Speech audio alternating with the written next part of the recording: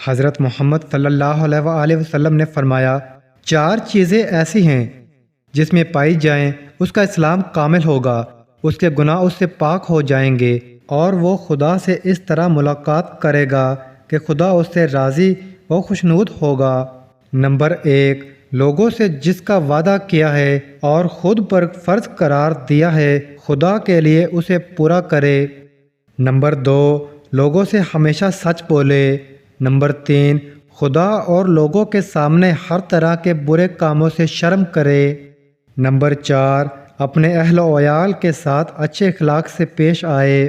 حضرت محمد صلی اللہ علیہ وآلہ وسلم نے فرمایا، جس کا اخلاق اچھا ہوتا ہے اس کے دوست زیادہ ہو جاتے ہیں اور دلوں میں اس کی محبت اور الفت پیدا ہو جاتی ہے۔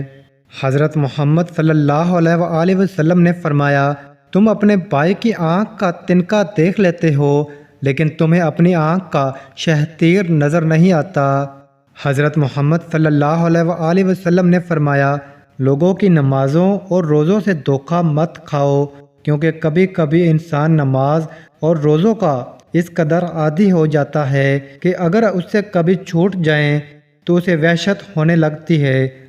لوگوں کو قول کی صداقت اور امانت کی ادائیگی سے پہچانو۔